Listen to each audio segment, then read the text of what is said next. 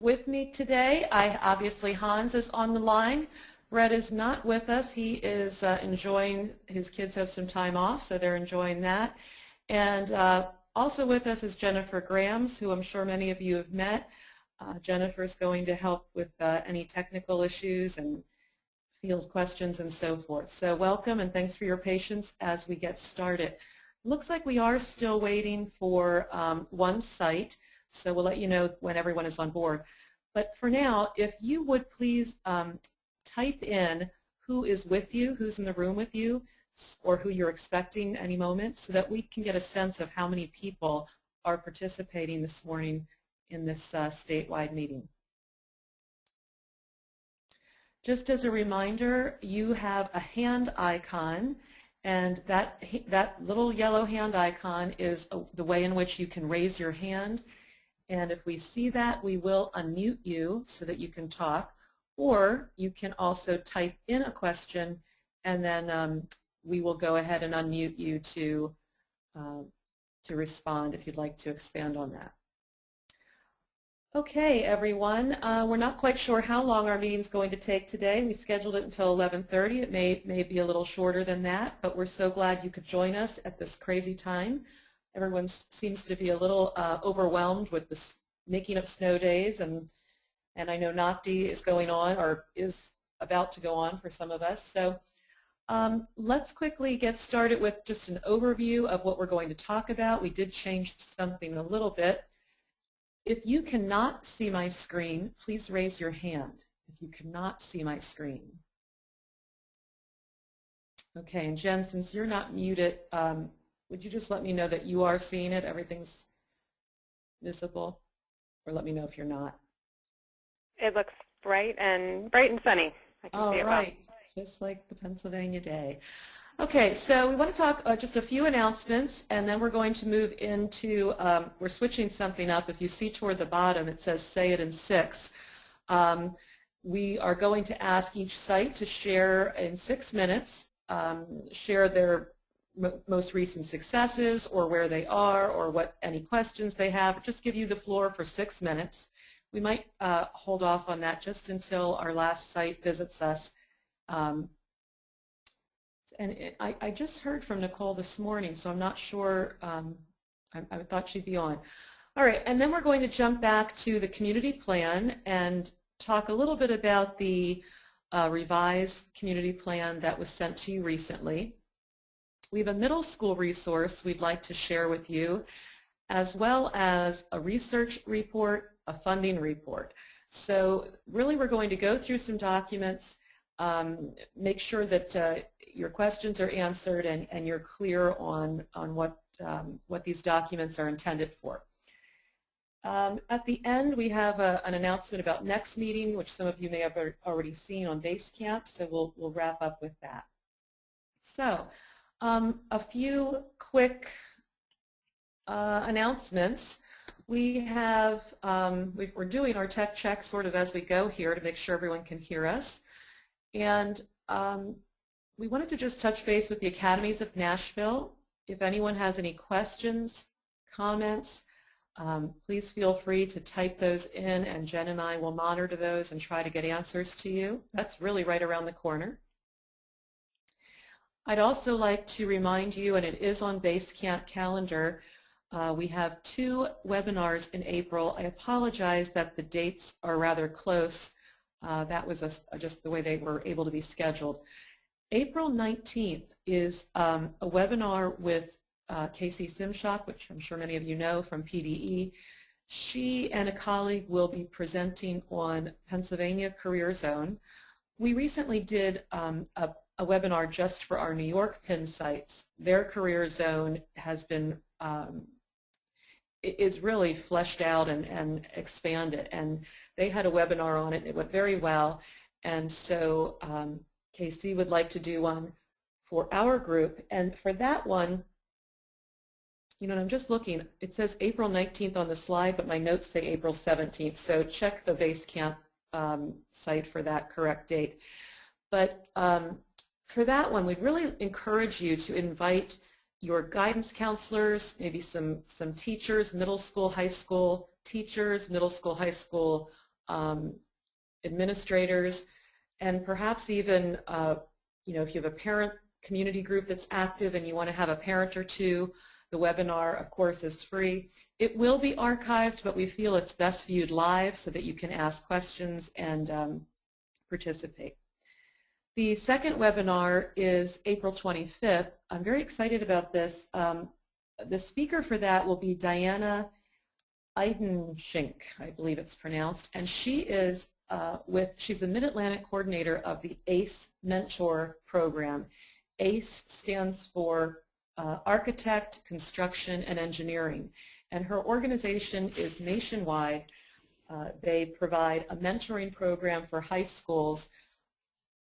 However, we have asked her, it's a nonprofit organization, but we have asked her not to make this an infomercial for their program, but rather talk briefly about their program and then also talk about high school mentoring programs in general. Hans and I were visiting a school, we were visiting Souderton this week, and they spoke very highly of the ACE Mentor program, so we're excited about that. So for that webinar on April 25th, we would suggest that you invite key administrators, decision makers, anyone who's involved in your internship programs or co-op program, and perhaps even some key business people, because that program does rely on business volunteers. In fact, you might remember I'm in Allentown, and they had to stop their ACE Mentor program here because their community volunteer left and they haven't been able to get someone to step back up. They need a business person to step up and take that role. So if you have anyone that you would like to invite from business, that would be a great idea. Okay, how are we doing with tech here, Jen? Is everyone good to go?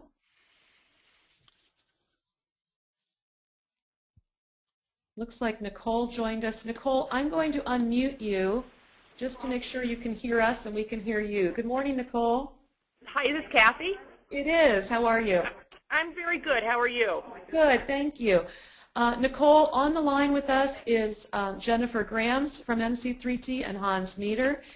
And we were just going through some announcements, but Nicole, if you would just type in and let us know who's in the room with you so that we have a sense of who's here. Okay. And Nicole, while I have you unmuted, I don't want to put you on the spot, but would you mind briefly introducing yourself? Nicole is stepping in for Nancy Koch. Who is here, by the way? Oh, hi, Nancy. How are you feeling? Hi, very well, thank you. Good, good. We'll be probably departing this meeting around 10:30 for therapy. Okay, okay.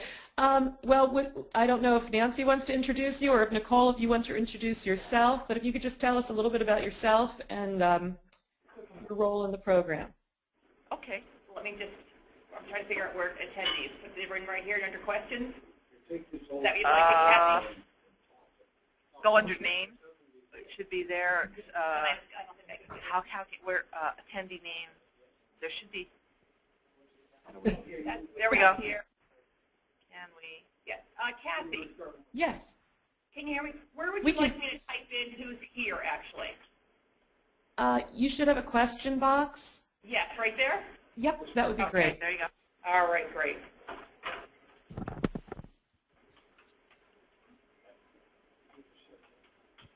I'll tell you what, Nicole, we'll come back to you for an introduction when we ask we're going to ask all the sites to share, so I'm going to mute you for now, and then we'll come back to you.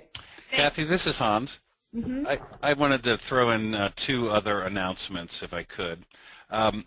Many of you are going to the Academies of Nashville site visit study tour. I guess it's next week or the week after that.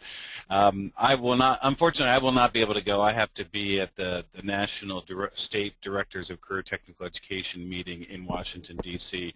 But I'm planning on attending the September site visit. They've already scheduled that and announced it.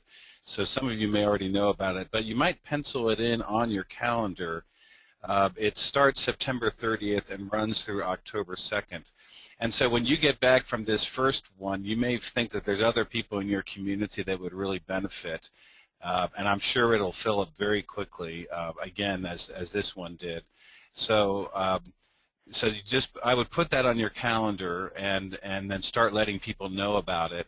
If we are approved for a second year of funding for this project, we will have some additional resources to help with local site teams for attending that. Not a lot of people, but a few people. So as soon as we know about whether or not we're going to have the continuation of this project, then we can certainly help you with that. So that's one thing I wanted to let you know about. And feel free to pipe in with any questions or raise your hand if you have any. I also just want to let people know that we're really trying to network a little bit more within the state, and so with the Workforce Association, they have their conference in May in Hershey. So they asked me to provide a keynote address there, and so I'll be talking about the Pathways philosophy and the need to pull together and coordinate among K-12 and the career tech centers and colleges and the workforce system and the employer community. So that'll be a really good opportunity to raise awareness of this effort within workforce partners, and I think they'll really be very, very helpful at the local level with doing some of the convening and some of the analytical work that we need to make these projects successful. So I'm on Friday, which apparently is the day when a lot of people leave, so I won't have a super big group, but hopefully I'll have the most interested that might be interested in helping out with some new communities. And then the last thing I just wanted to announce, Kathy mentioned that she and I visited Salverton High School, which is, I guess it's a little bit on the west side of Philadelphia. And they are a school that kind of really on their own initiative over the last 4 years has developed a series of pathways. Actually, the Secretary of Education, Dumaresque, visited the school as well as Lee Burkett, so that's how we found out about it. So they've done a lot of the pathway development work, and they've also done a lot of very intensive work on developing a internship and work-based learning process where they have a good 150 of their students doing internships and work-based learning, and they're trying to even ramp that up further.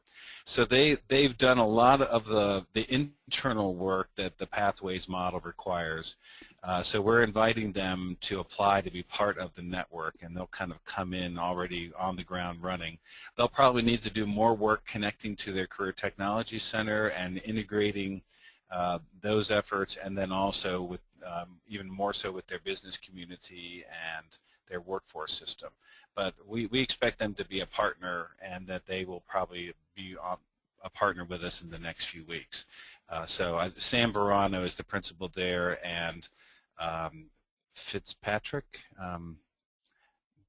Frank Gallagher is the superintendent, and so he's very enthusiastic, and I think they'll also be very helpful with kind of raising visibility for the Pathways network in that part of the state, and also with the PDE. So those are really positive developments. Thanks. Great. Okay. Thanks, Hans. Yes, I just jumping back to Nashville for a moment. This is Kathy again. I will also not be in Nashville. I actually have settlement on a new house, so that is keeping me here. And Jennifer is going, and Brett. So Jennifer and Brett will be on the Nashville tour, as Hans said, next week or whenever it is. I'm also losing track of time. And then I'm hoping to go in the fall probably with Hans, so we're looking forward to it. Okay, so we'd like now to jump to our Say It in 6, and I'm not going to jump to that slide because all it says is what's going on. So let's start with maybe Cheryl, since you're the first name on my list here. And if you could take no more than 6 minutes, and don't forget we have the power to mute you, so it's like a hook on the Oscar nights. We could start playing music or get the hook. But if you could, in 6 minutes or fewer, give us an idea of some new successes we might not know about, or new progress, or just something that you would like to share. So Cheryl, I'm going to go ahead and unmute you. Welcome. Good morning. Good morning. I'm here with Marie Bowers as well. Good morning, everyone. Good morning, Marie. So just a little bit in terms of our progress to date. Our high school and middle school working groups have been quite active. They've met probably a total of 8 times, working on, first of all, a very thorough needs assessment and strengths mapping of the document that we had been provided, which led to putting together a multi-year plan of action in terms of things that need to happen next. 2 things that are going to be happening imminently in the spring. The middle school group has organized what they are calling their non-traditional field trip. So they have been working here with Eastern Westmoreland CTC, and what we will be doing is having our female students visit those areas that are traditionally male and vice versa. So to open their eyes, to start to expand their thinking about what their interests where they could potentially lie. But I think, again, with our focus on STEM, it's really particularly important to get our young ladies into those manufacturing shops, ones that are more engineering oriented. So we're very excited about that, and again, that is as a direct result of planning as a middle school working group. The high school working group similarly is planning what they are calling their future fair. It is for parents' information in terms of pathways, resources. We have invited various business people to come in and set up booths. It's going to be kind of like an open house on steroids, if you will. But again, that effort to bring the community, parents, the school folks, all of the stakeholders in to see what we're doing, what our plans are. So we're looking forward to that as well. In addition to that, Hans actually was just out here on March 17th, and we did again reconvene our high school and middle school working groups, really everybody, including our guiding coalition, as well as a particular focus on the business piece. We know that as far as the education side of this planning process goes, they're kind of our They're the catalyst. Yeah, they're the catalyst, but they're also an audience that really can't get away from it. Oh, that's right.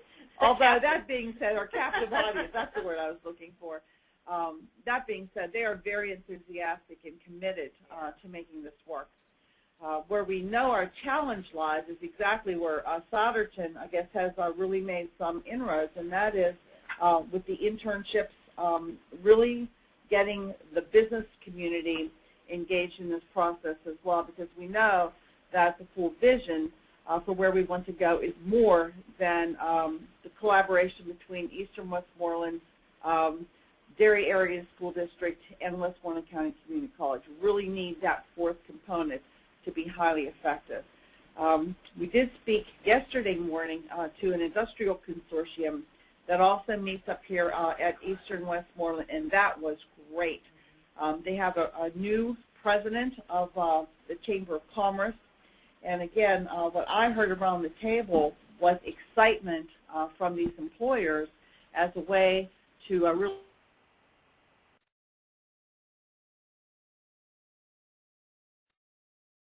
next steps for them. I think that the employer involvement with education for them has been, they were saying, has been somewhat of a struggle in the past, and I think maybe because some of that employer involvement hasn't been very clear about exactly what it would look like and how it would work.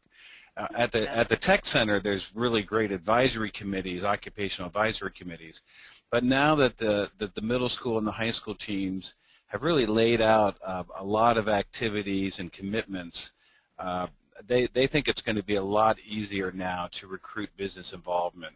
And so one of our specific next steps is to create a brochure, which you'll be happy to know we already have a working draft for you all to look at, but a brochure that kind of describes the commitments and the efforts that the school system wants to work on, and then it kind of shows the kind of activities and the ways employers can be involved. So a lot of it is kind of documenting and giving very simple action steps for the employers. So that's we're the kind of the next steps for that particular committee is getting a very clear kind of leader for that group, and then a set of action steps for them. But we're in pretty good shape, so I think we made a lot of progress this week. Yeah, we're very excited. Obviously, the goals of the Industrial Consortium in terms of expanding their involvement and membership aligns very nicely with what our goals are in bringing the business community on board. And I can see us working very closely with that group in the development of their brochure, as well as getting our information out to them. So I really liked what I saw yesterday morning. We feel like it's really coming together. Yes, exactly. Well, before maybe we were more tentative even on getting a foothold. I feel like now we have a directive. That's great. Cheryl, this is Kathy. If I could ask you and Marie if there's anything that you can share in the form of a document that you could upload to Basecamp that you'd be willing to share on this non-traditional field trip and your high school working fair, even things as basic as, you know, what the letters look like that went out to the businesses. Those kind of things really can help in our network as everyone else is, you know, why develop the same thing twice if you can see an example. And I also just wanted to say one of the things that was interesting about Souderton is their superintendent is the vice president of their Chamber of Commerce. And they do have quite an extensive, they just hired this year a full-time job shadow and internship coordinator. And so that's something, Marie, maybe that would be a good conversation for us to have with some of their people to share what they're doing to get business. The coordinator said once they started doing these internships, they were amazed at how many parents started coming up to them and saying, hey, I heard you do internships here. My company would like to do that. You know, it just became this big word of mouth. And there also are intern or mentor programs that are virtual for industries that may not be local to you, that a student might be interested in. There are some, you know, web-based. Yes, we checked into a program here in Pennsylvania called e-mentoring that's very active in Allegheny County. I had heard that gentleman speak that runs that organization, but that they do have some powerful partners there, and not the least of which is UPMC, which I think, for those of you, that's University of Pittsburgh Medical Center. That's a big player out here in the western part of the state for healthcare. So, yes, we've looked into that, and we see that as being a really viable alternative, and it's free, actually. Yep. So.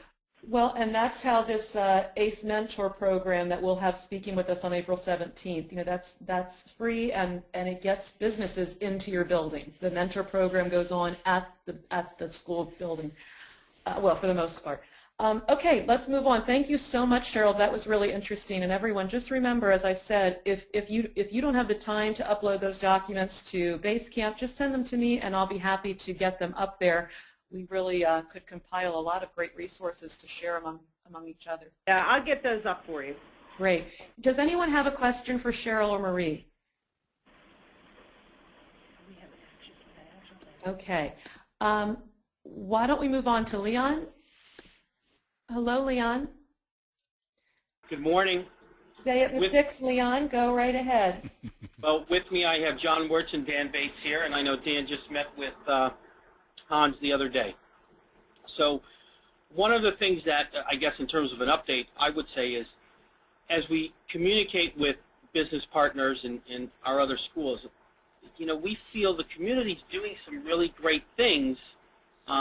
What we see our goal here is to try to bring this together and start really collaborating with the great things we're doing and maybe looking at where we can help each other with our weaknesses. What Dan and I and John have just been talking about offline is just how each entity is doing things, but they have to answer to different people, so there's different rules. So we're trying to figure out how we can work together is the reality.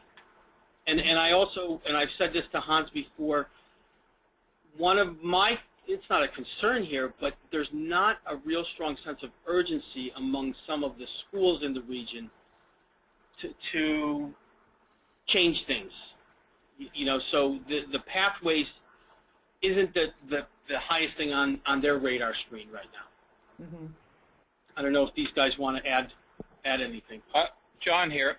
I just wanted to add that we are trying to do some prototyping, and you know, in my own way, I'm sick and tired of style over substance and form over function. If you don't have function, you don't have substance, nothing lasts. So some of the things we've had success doing, working with Darletta Johnson, who's not here, on our 21st Century Grant, we've been building a butterfly house at Wheelabrator, part of waste management. They just invited our instructor and 2 teachers to go to a national conference in Florida. We also are working on a program called Time in Tech. An example, we're actually going to invite for a number of sessions middle school cosmetology students to come and experience the cosmetology program. They come on a Saturday following with their parents to see what it's all about. We also have another program where we built blocks, and we're going to invite 2nd and 3rd grade students for a Saturday to come and play with blocks and then send these blocks back to their school. We'll also be attending a program called Girls in STEM, which is given at Delaware Valley College. We're also fortunate to work with our Chamber of Commerce. They have a leadership conference for high school students, and I just had the pleasure of having lunch with 4 free and reduced lunch students who attended it last year. And they're now working some things up to communicate to other students what it's all about. We also feel very fortunate to have gotten a bus to go to Thaddeus Stevens College of Technology. At Thaddeus Stevens College of Technology, which is an excellent 2-year school, if a student has free and reduced lunch, he or she gets a full education. We now have 41.4% of our students in the free or reduced lunch category. And the jobs and the careers you build at Thaddeus Stevens will not be outsourced. Also, as a partner, the Vice President of Thaddeus Stevens will be coming to our school and speaking in the evening, not just to our school, but also to our partners in Morrisville, Bensalem, and Bristol Township. So these are the kind of things at the foundation which we're trying to branch out and set up. And as we build a structure, as Dr. Pacey talked about at a higher level, we're hoping we can build these things together. But I just wanted to share that this is some of the substance that's happening at our place. Yeah. Leon, would you mind, this is Hans, would you mind if I piped in a little bit too? Please. Yeah, Hans, and just to add to that, one of the things we're working with Darletta out of the 21st Century Grant, and hopefully she does show, and Hans, I know you met with her just recently, we are going to go for a 21st Century Grant on our own for this next round. And we've been tied in with the other school districts with that, but this time we're going to try it alone. She feels we have a good shot at it given our demographics. And a focus of that will be looking at career pathways. You know, where we'll be able to have some money to obligate towards this. Right. So those are some positives. Good. Yeah, for those of you who don't know, the 21st Century Grant, it comes through, I suppose, the Pennsylvania Department of Education. It's for after-school education programs. Right. But they are putting more of an emphasis on career development, career pathways in the next round of funding, which I think is due in the next month and a half, maybe. So, Dan Bates, I don't think he's been on some of these calls before. Dan is the president of the Lower Bucks County Chamber of Commerce, and I was able to meet with him and his team yesterday, and they are doing some really phenomenal internship and mentoring activities. They've been doing it for about 10 years or more, so they've really developed a really good model. It's probably working a little bit around the edges, and as Leon said in the beginning, of actually getting the schools to think about the value of these employer mentorships and integrating it into their program, that's probably the next step. But I think in terms of the know-how, that know-how is already there.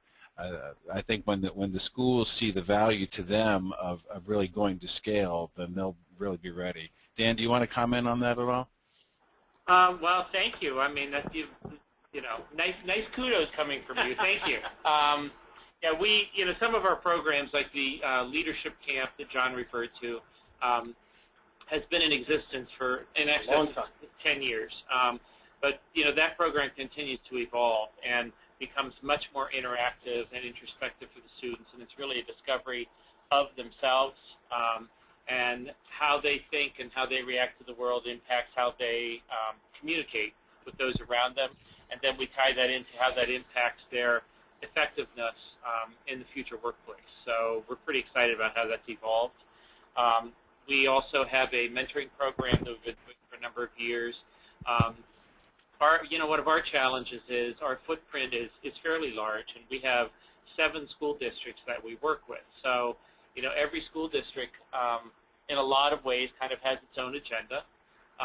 So, we're trying to always bring those together because those students come from all the districts to participate in our programs. We have, like I said, a mentoring program where we actually take business professionals and entrepreneurs into the classroom to talk about developing skill sets for success, their leadership styles, building yourself as a brand so that you will always be marketable, and looking at overcoming obstacles and how to turn failures into future successes. So that's something that continues to grow. We used to just be in a couple schools.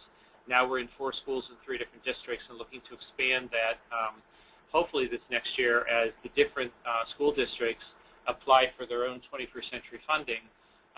We look to expand our footprint as well. Those types of things that we do are all volunteer. Obviously Summer Youth Leadership Camp has a cost. Last year we partnered with 21st Century, and we were able to get 18 local businesses on board with an internship program. And we send students out on a daily basis to real-world workplace locations. Transportation was even provided, so there's no reason for the kids not to show up.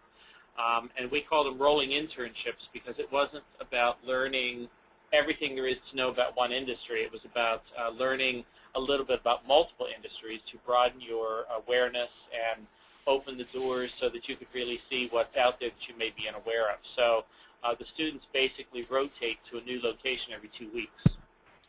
We're going to do that again this year. The difference is last year we did it during the school year, and so we were competing with all of the extracurricular activities and everything, which was a challenge. One of the things we learned, we're going to make it a summer program this year. As well as the chamber itself is a location for internships. So, we have businesses small to large, and what we try to do is get the students to see that there are career opportunities out there that they may not be aware of, and probably no one's aware of, because there's a lot of small businesses with entrepreneurs who are extremely successful. Some of them in manufacturing, but it's highly skilled manufacturing. And there's just a lot of ways out there to make a living. So that's what we're trying to expose the students to. And our chamber members have been very receptive to stepping up, and as long as we can frame for them exactly what they have to do, exactly the time frame, and what's expected, and what the measurable outcomes are that we expect them to deliver. Like I said to you, Hans, the other day, we've never had anyone say no as far as from the business community. So we're very excited. That's great. Well, I think we may be, like Kathy was saying earlier, we may be asking you all to share whatever you feel comfortable with sharing in terms of frameworks, resources, materials, because I think this is a major need in all the network sites. Thank you. Yeah. Okay. Let's jump with Joanne, and I believe, did you say Jay is? No, I'm sorry. Let me get the name correct. Joanne, do you want to go ahead and it is Jay, isn't it? Yeah, happy to do that. Oh, my partner Jay has an jet. Oh, He's the high okay. school principal, and as you guys know, what happens, the crisis of the day kind of dictates where he ends up. So, but you know, so first of all, except for my Luzerne County friends, I haven't really met the rest of the group. So I look forward to working with all of you. And I thought I'd just take a quick minute to kind of bring you up to speed on, because we're the last ones in, on who we are and what we've done and how we envision moving forward with the project. So we are a rural community, Northeast PA, Lakeville and Paupack. It's like the resort capital of Pennsylvania. We are 320 square miles. We bus 10,000 miles a day, and we do not have a career and technical center in Wayne or Pike counties. 2 or 3 counties that do not have one. We have some comprehensive programs here at Wayne and Paupack. We have a major initiative going on now to build a career and technical center that is really grassroots driven and workforce driven, rather than from the educational side. So very, very exciting time for us. We have, I like to say, and I think Nancy's on the other line, she's my other partner in crime, but we have done a lot. So I think I was happy to be able to get our district involved with the PA Pin. We had already, before coming on board, completed our asset mapping, needs assessment, and developed a very comprehensive K-12 framework and K-12 resources for comprehensive career education and work development. I think I posted the middle school portion of our framework on Basecamp. Very happy to share anything we have. I think it's pretty good. And the resources are those things that you actually, when you meet with first grade teachers and say, here is what you can do, and why reinvent the wheel. So happy to share all that with you. We actually had developed a career pathways model. Some of you remember Project 720 when it came through some years ago. We had some dollars to do that. We have a beautiful career pathways model. 5 pathway that looks great. Where we fell short, this is what I'm hoping with PA Pin, is truly the implementation. I think it really falls short at the high school guidance level. Part of that is being a comprehensive school. I can talk a little bit about that in a bit. We have a robust electronic career portfolio for baseball kids, graduation requirement. We have recently completed 2 years of our 339 model, working with neighboring school districts. Again, we always try to do things regionally. We have a full-time career coordinator who oversees our job shadowing, internships, career fairs, blah, blah, blah, blah, blah. We have about 1,300 kids in our high school, and we're putting 500 to 600 out a year in job shadowing, and that is part of their electronic career portfolio. We do not have, as compared to the Lehigh Valley, and we have spent a lot of time in the Lehigh Valley looking at, kind of building on that model of phys ed partnerships, career connections, so on and so forth. But we don't have an industry base. It's tourism, and then 80% of our businesses are 10 people or less. So the support from the community has been overwhelming. The PR we've received in the community for our career work has been just fantastic. And as the gentleman said before, no one says no. It's just really been wonderful. We run strong career linking academies every summer for middle school, high school kids. After school programs, fairs, speakers. I think we're in really good shape with all of that. Where we need to build are some more on our interns. So I'm interested in that next April 25th webinar, because we've done this job chat and we've had success with interns, but that's one area we need to take it up a little bit. I think what is unique about our area too is that we have really taken a lead in workforce and economic development. In fact, Hans has graciously agreed to speak to our our community at our annual meeting. I chair a Community Education Council, Northeast Innovation Alliance. Where we feel we need to go next is our chambers. We've been working, and this is something that Nancy and her group has been involved with too. We've been working with our local Senator Blake for 2 years now on a regional approach to career development. You know, and right now we have 29 school districts on board with superintendents on board, which is pretty cool, with all of us developing that K-12 plan. We've taken a model and shared all our stuff with everybody. So the missing link for us has been chambers. So, you know, this year, regionally, we're going to be out talking to all of our chambers, engaging them. Some exciting news for us is we have just partnered with Lackawanna Sanctuary, which if you haven't been up here, you need to come. Lackawanna is a model on Lake of just an unbelievable ecological treasure on Lake Wallenpaupack with a glacier lake, hundreds of acres, and they have partnered in a consortium with Drexel University, Miami University of Ohio, and you know, we are looking at, they've asked us if we would be the partner in developing that STEM pathway, actually E-STEM with the ecological slant. So excited about that. The other thing is we do not have any colleges here. Through our efforts, we were able to get Lackawanna College to put a campus on site. It's a 2-year private institution, and we have been very aggressive in trying to get 4-year programs out here. I'm happy to report that Bloomsburg University has agreed to, again, using us as a pilot, to bring out their a degree in technical leadership. So a student could come out of our current tech programs, go to Lackawanna, get their 2-year degree, and stay right here in our community and get a bachelor's degree in technical leadership. It's pretty exciting. I'm talking very fast because I'm trying to catch everybody up on anything. Where I think our weakness and why we need the PA PIN and all your expertise is that we've developed the career pathways model, but it's the implementation. How do we reorganize and restructure our high school?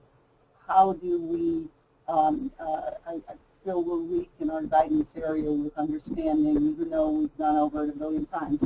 So our work groups, we're behind you guys, but we have active groups, and that's pretty much a snapshot of what we're doing. How's that? Hello? Yep, that's excellent. Thank you so much. Okay, sorry, that was kind of We were both unmuting. Okay, and I will send all of our materials that we've done to date. Happy to share. I'm happy to learn from you guys, and certainly I'm very interested in the Nashville tour because, again, this is where we see we're a little bit weak. We've developed something on paper, but it's the true implementation. Yep.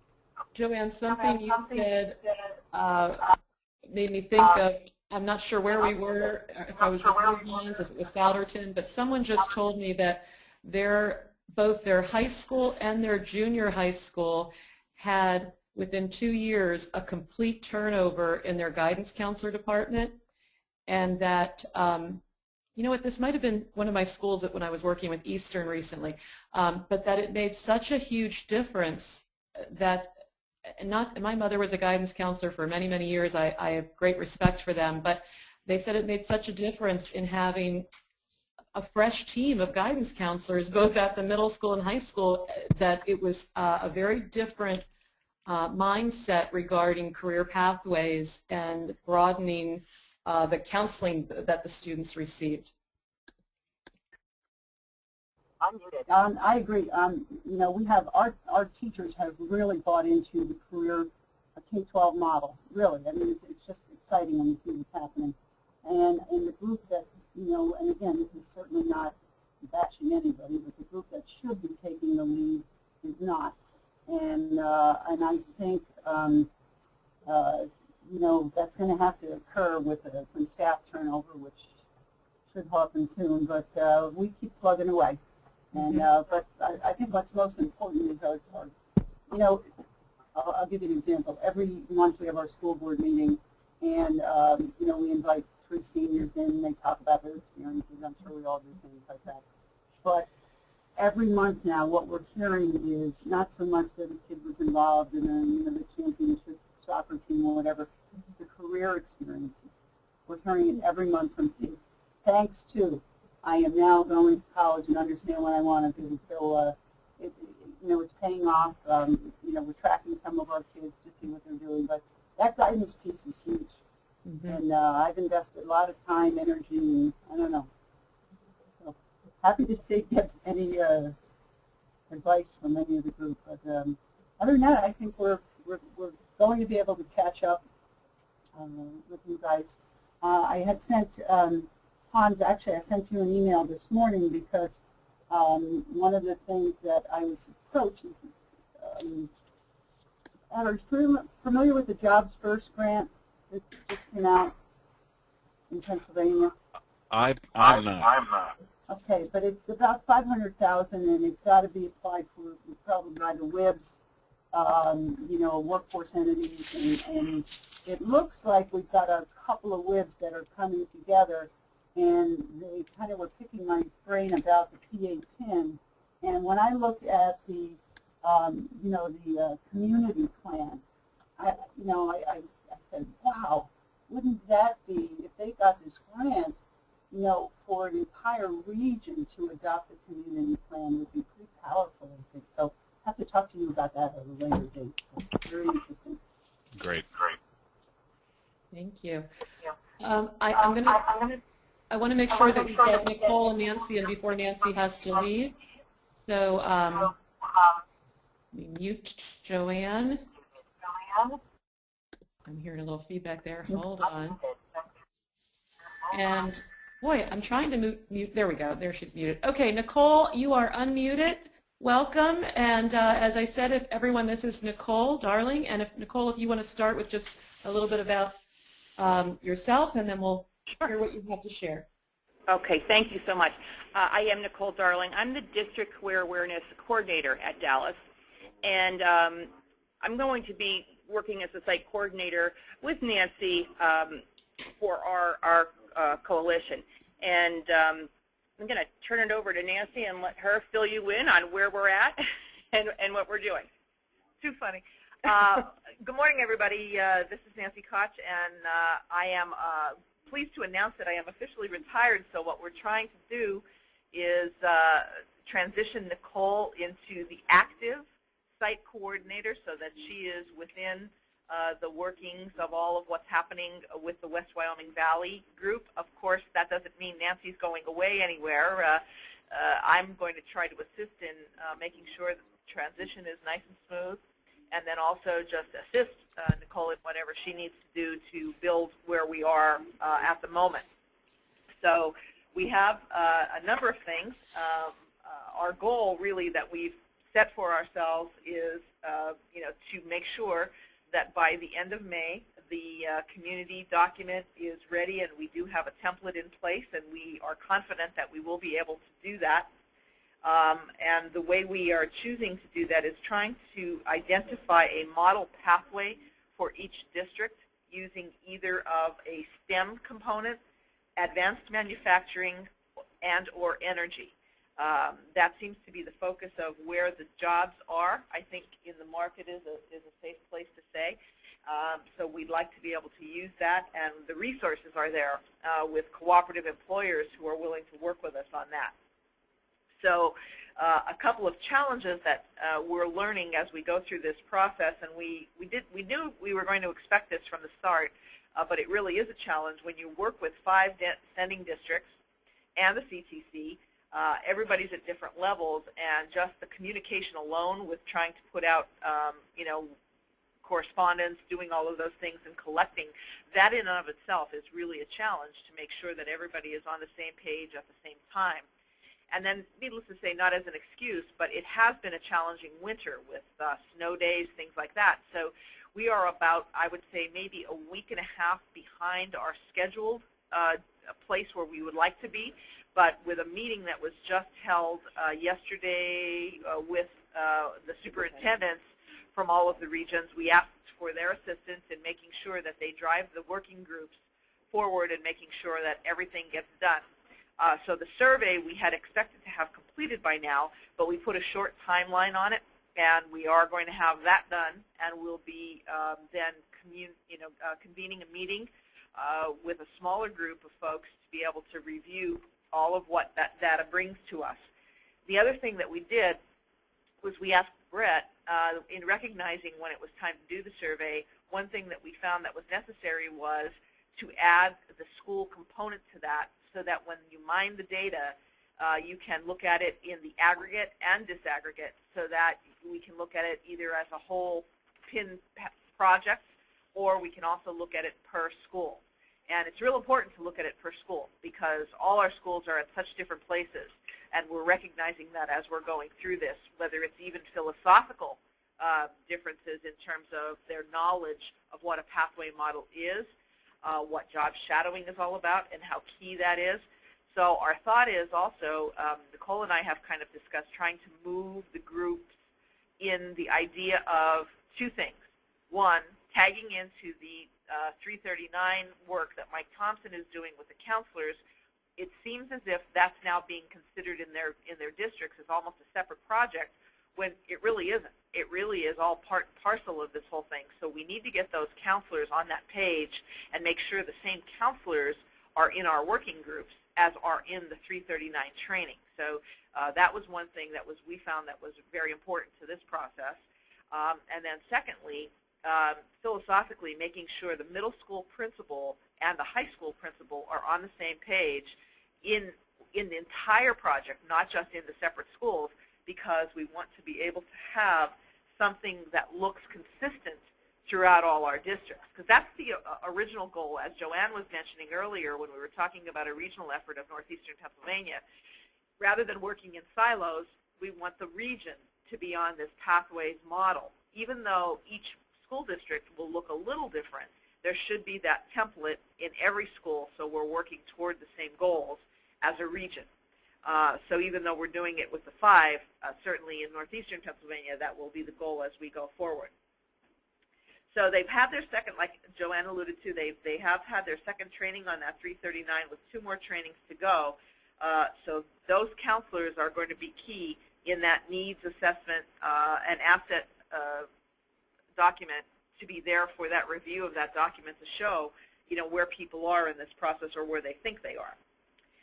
The other thing I think we're going to try to do is develop a list of the job shadow and intern sites, again, regionally, because it sounds like as if we're using some of the same sites, and we think that that's probably going to be very difficult on the job shadow sites, because you don't want 5 different folks calling them to try to set things up. So there looks to be the need to have some consistency there. In our region also, a new partnership has been established with Lackawanna College in the energy field, and that directly involves the CTC.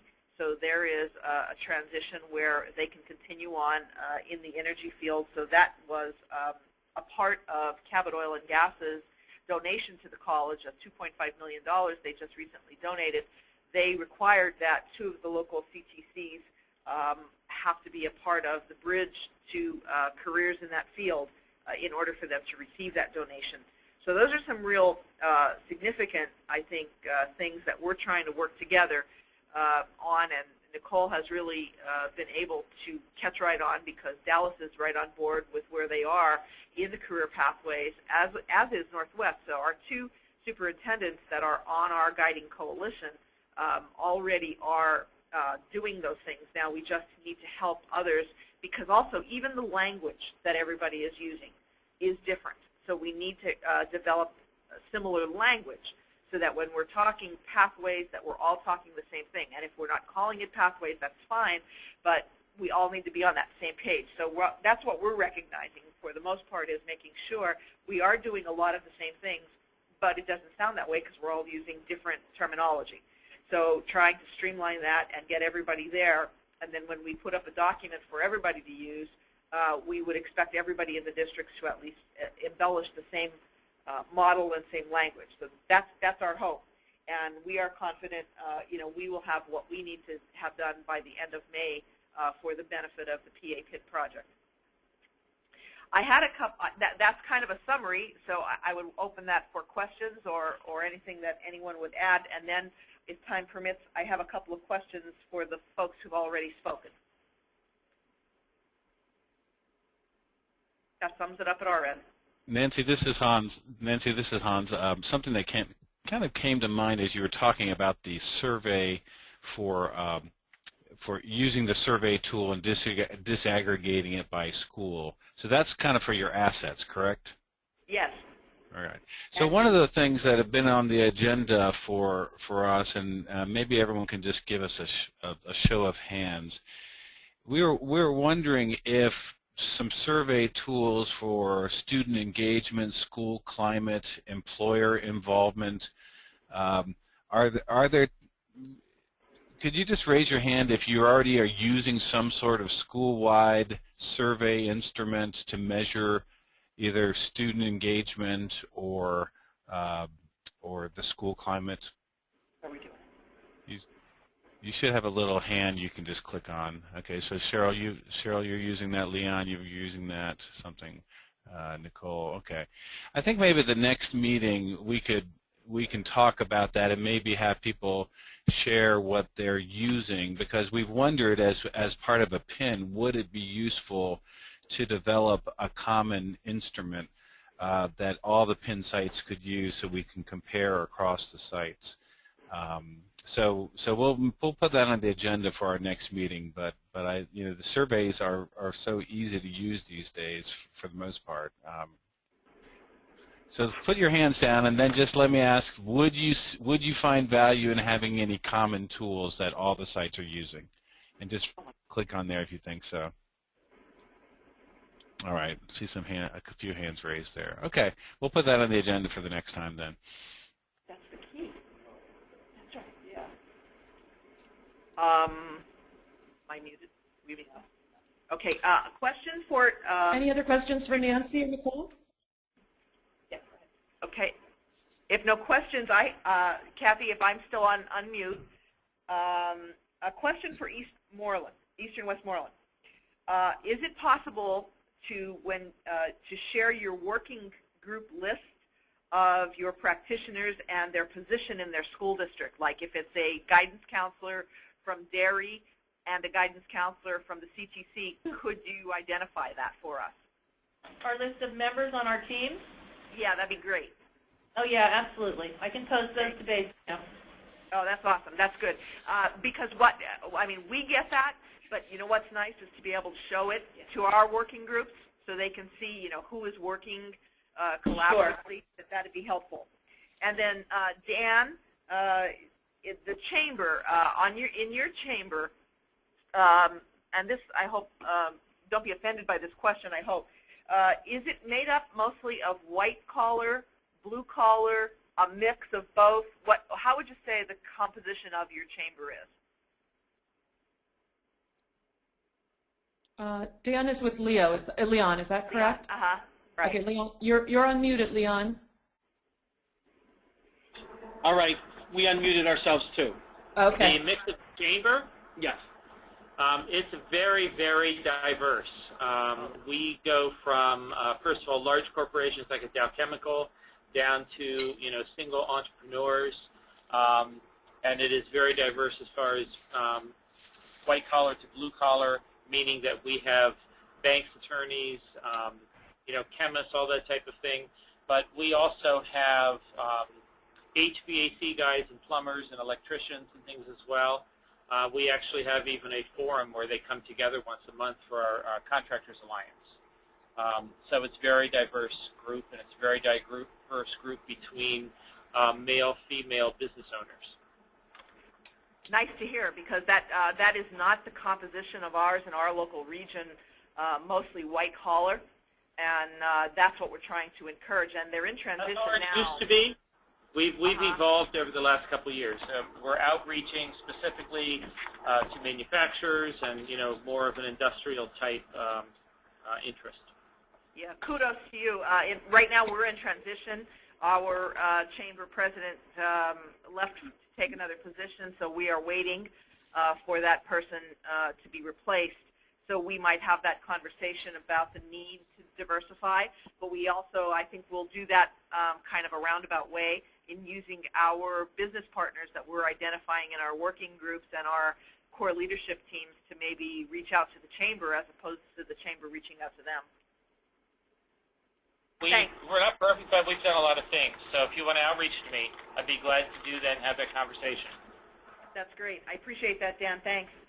Leon, maybe if you could, I'll send you a quick message with my new email, and okay. if you could, maybe you could hook Dan and I up there with that. Sounds good, Nancy. Thanks. And just remember, anything that you two share that you think would be great for the group, please, if you're willing to, please post it on Basecamp, and that way we'll all have access to it. Thank you, Nancy and Nicole. Any other questions? Okay, I think we heard from all 4 groups. Am I correct? I think, Hans, we yes, heard from that's everyone, correct, right? yeah. Okay. All right. That was a great discussion. Boy, interesting things going on. Everybody's at different places. Lots to learn from one another. Really, really good stuff. Thank you for sharing. Okay, we're going to move on to the community plan, and Hans, I'm going to hand this over to you. Okay, great. And, let me know if you want me to. Do you want me to switch screens to your other slideshow? Do you have a copy of the template itself right now? I have. I put on this slide. You can see the components just because a couple were changed as just an overview, and then yes, I can pull up. Let me switch screens. I can pull up the. Excuse me, everyone, while I switch my screen here. Why don't you start, and I'll be working on that. Okay, good. I'll pull the plan. Well, so the purpose of this plan template is to give a structure for what your local community plan will look like. And as all of you know, that conversation is always great, but often you walk away with different meanings and different understandings. So text is also helpful to lock in some understandings.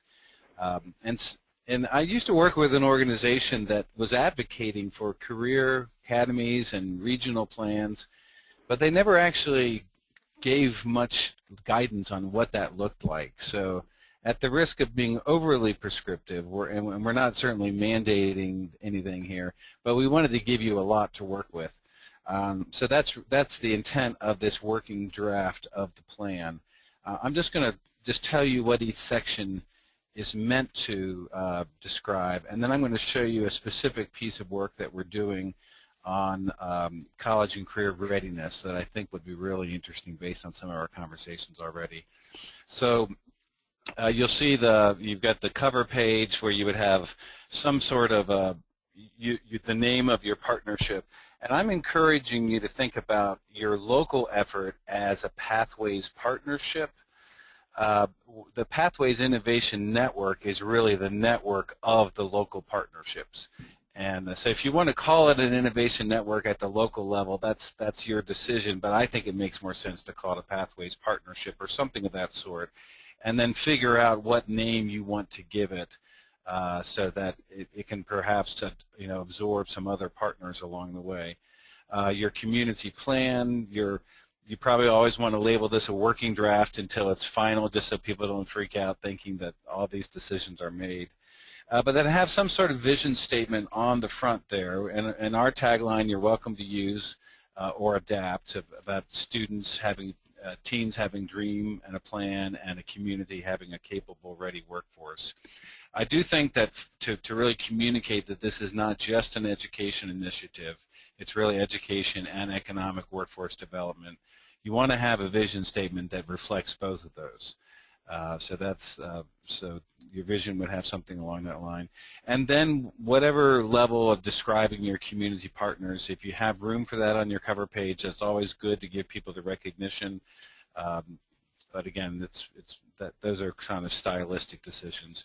The table of contents, The challenge, which is really laying out the why, the executive summary, which is a short description of your project, and then the state of your community, describing education results and challenges right now, the local workforce, economic drivers, some of your demographics, and then the promise of pathways, the pathway system, current assets and needs, an overview of the system, and next steps. So we'll walk through these briefly, and then I'll go to that definition of college career readiness.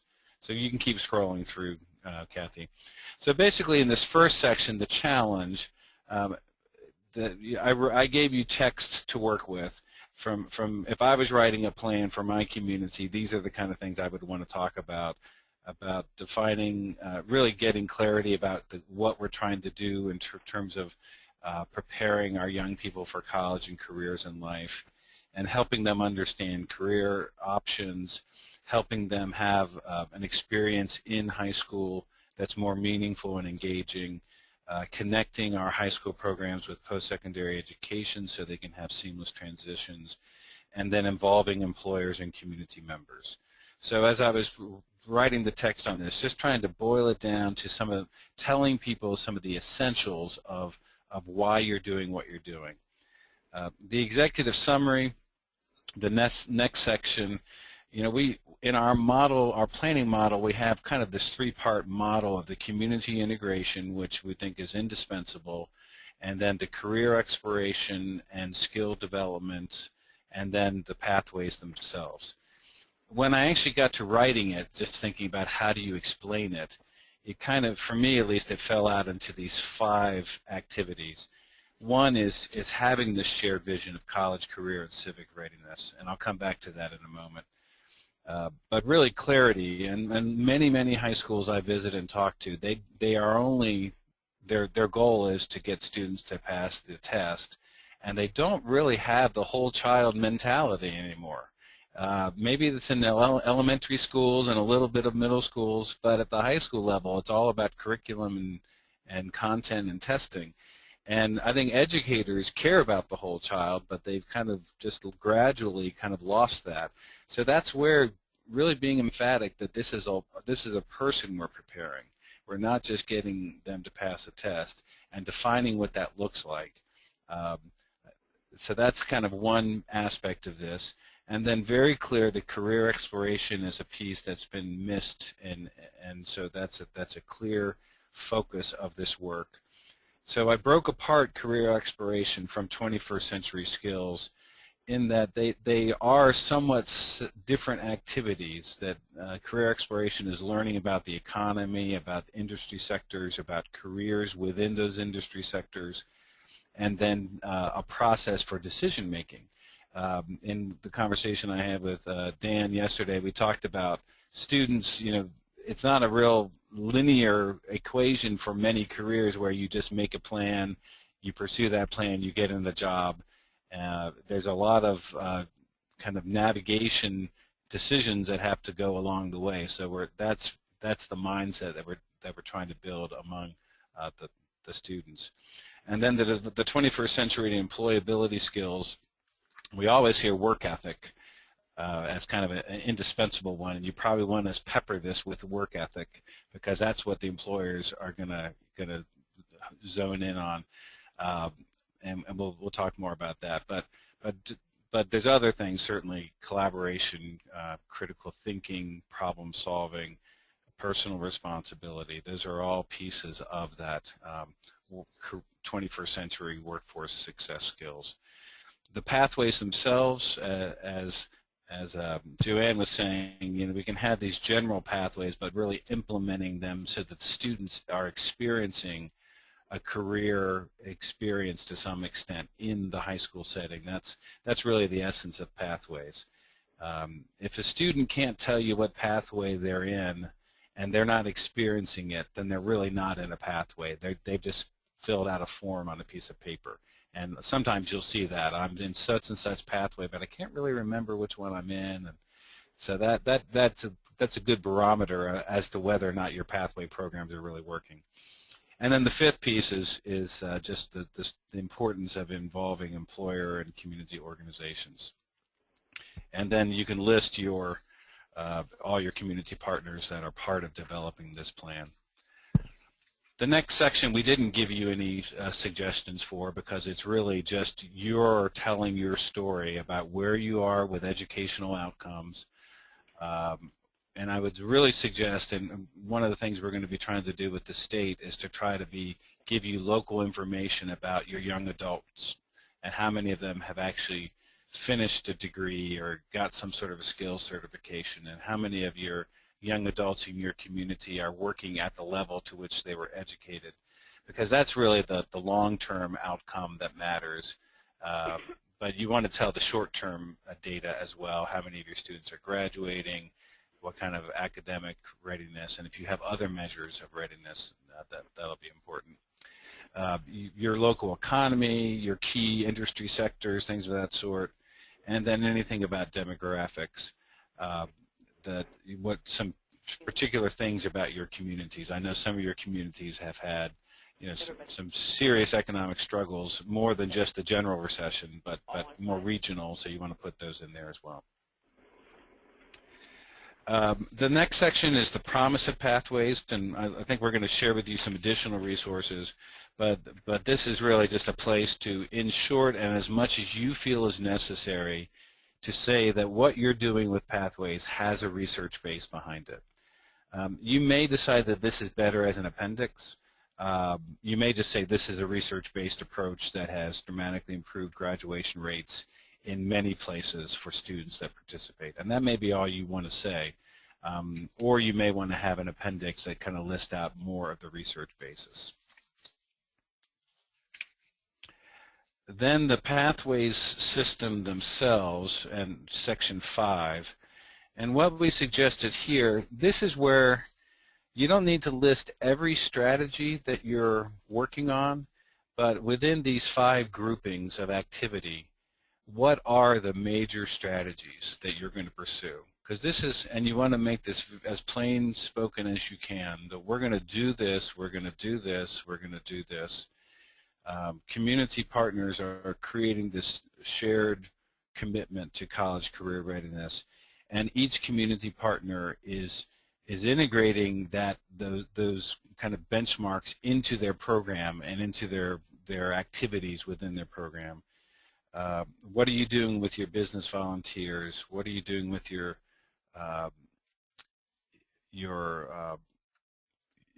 what kind of mentoring and internship and work-based learning programs are you laying out? So I'm gonna go through all the bullet points, but that's really, you can use any of this text that you want to. You can scrap whatever is not relevant. You can certainly customize it.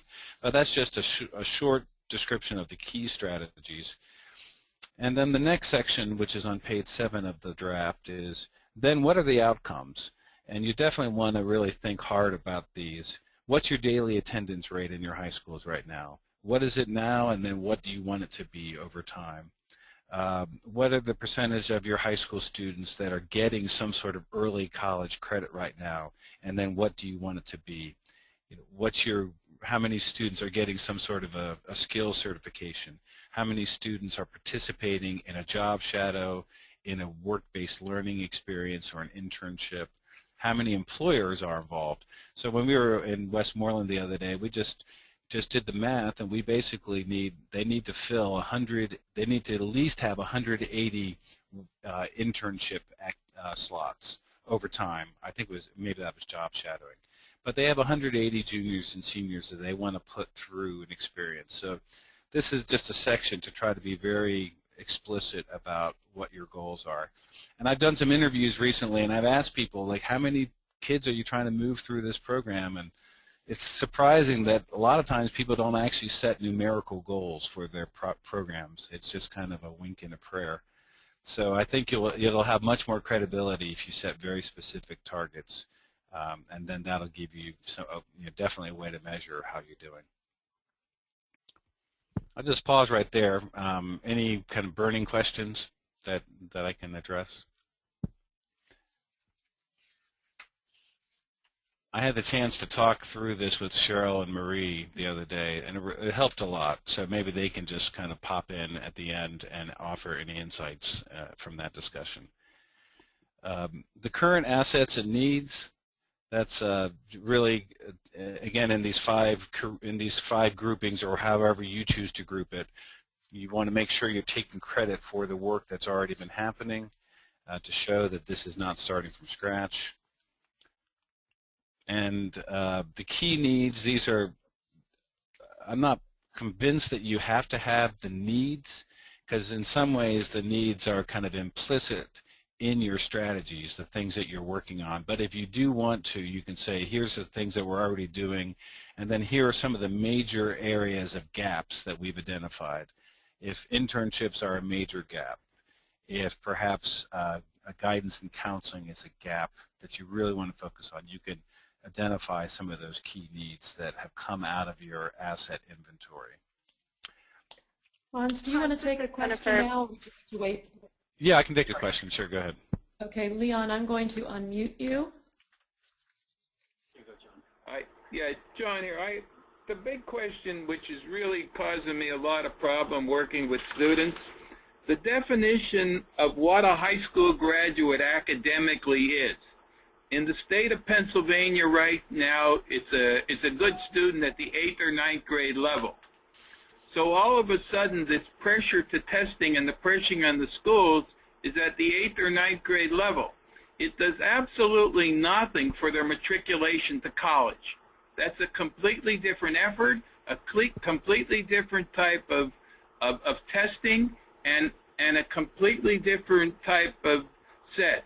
With all the stuff going on in academics, shouldn't high schools have some level of accountability for college preparedness? Very good question. Very good question. And on that, as you were just sharing your thoughts on that, John, it may be that within your plan, if there are some larger issues that you feel are not out of your direct control, but you want to make note of, you could do that. And one of those issues is that new research is showing that college placement tests such as Compass and AccuPlacer are no better at actually at predicting college academic readiness than the student's GPA, because academic success in college is really more about effort than just kind of raw knowledge, academic knowledge. So that may be an issue that you want to make note of in your plan that you can't directly impact, but you want to make note of. So John, we are going to be talking about this definition of college and career readiness, and yes, I think that even though the ways we measure college readiness may not be the best, I definitely think that schools need to see that that's part of their mission.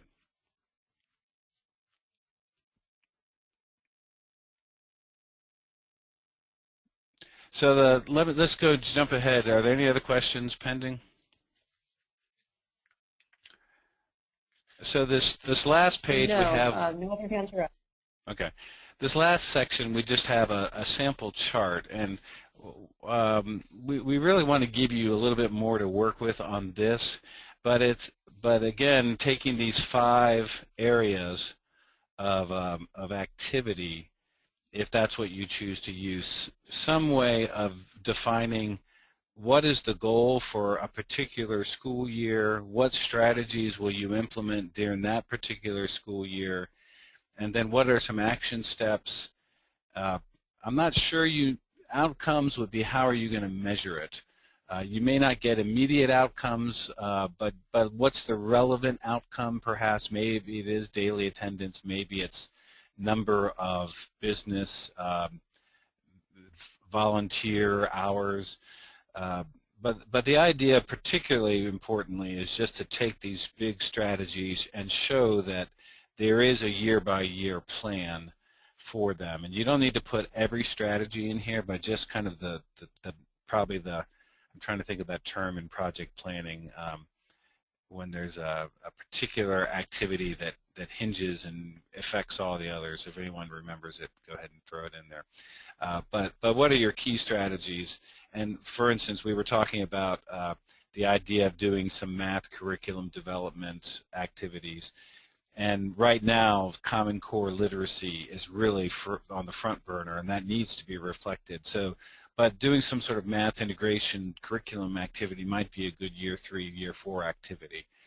So this will help with your readers just to realize that not everything is happening in year 1.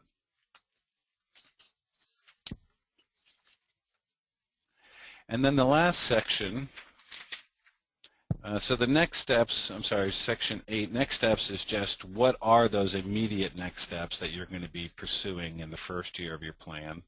And again, we just gave some sample ones: organizing your Pathways Partnership Council, defining college career readiness, conducting an economic workforce needs analysis, getting 1 or 2 or 3 pathway programs in the planning process. Maybe you're ready to actually launch one of your pathway programs. So it would probably be good to have at least one action step for each of your major groupings so that you can show activity in those. And then the last part would be really kind of a challenge to the reader. So you have students, parents, employers. How can they take action so that this is not just seen as an education document, but it's really something that relates to the reader, and that now they've read it, they've seen the plan, so how can they get involved? What's their next step? And you probably certainly want to have contacts for each of those stakeholders. And then a commitment, some sort of a commitment statement at the end would also be useful, kind of almost like we pledge our mutual honor and our lives and I forget the closing statement of the Declaration of Independence, but something that all the organizations that have bought into this and signed off on this plan, that they're showing that they're committed to it. And then in terms of your appendices, you can have different pieces to that. Your education analysis, if you want to have any more in-depth data, economic analysis, if you want to put your asset needs report. I'm not sure you'd want to put those in the paper version, but maybe at least post them in a site where people can access them. If you want to roll out all your goals and action steps in some sort of a chart form, you definitely need to have that at some point. We're not requiring it for this plan, but certainly I think just for your own implementation you will want to get there. The funding report is something that we've been developing. I'm not sure that you really need that in your local plan, but it's more of a tool for you. And then the policy report is something that we're also developing in it. I'm not sure it needs to necessarily be part of your plan, but it'll be a resource for you. Are there any questions or discussion points that anyone wants to be unmuted? If you just raise your hand. Okay, I'm unmuting Leon and John. Oh, yeah, Hans, a number of years ago, Pennsylvania came out with the Pennsylvania Academic Standards for Career Education and Work. Many of the neat things in here are also referenced in there, and it goes to the lower levels, covers this whole range of things. Is it anything more in Harrisburg than just a document? Are the people that really care about it, and is there any money behind it? Let me ask anyone else comment on that, because I really don't know. Hans, I didn't know what John was going to say. I'd say no. Okay. No, I don't think there's any money behind that. It's a document. Joanne, did you have something to add to that? Yeah, I think I can. The problem with the career education work standards is, as you said, it's a document, and it wasn't a priority for many school districts, so they're sitting on the shelf. But I would say that PDE did put money into this by allowing Mike Thompson, who's a retired guidance counselor from Middletown, created a very effective career pathways model,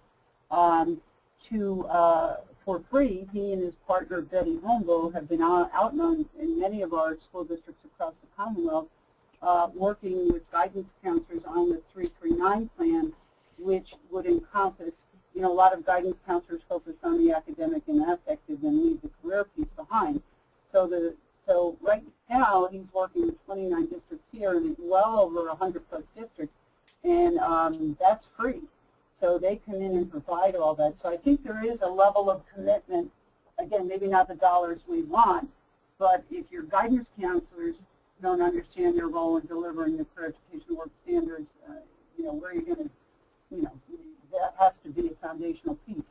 So I would say yes, and all you have to do is, contact PDE, Mike Thompson, and get your school involved. It's a 1 to 2 year process.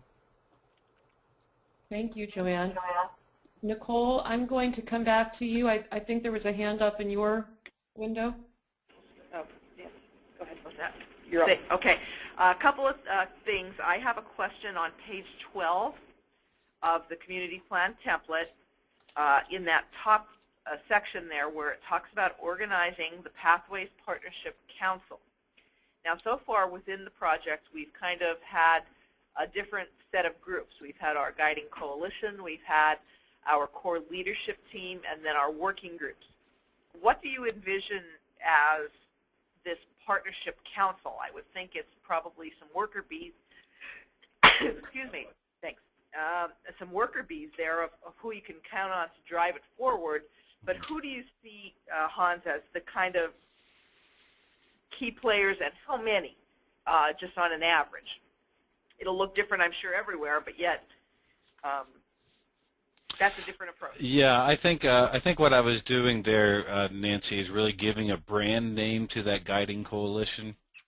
Okay, good. All right. Yeah, so it really would be the same. I just personally, I think a Pathways Partnership Council sounds better than guiding coalition.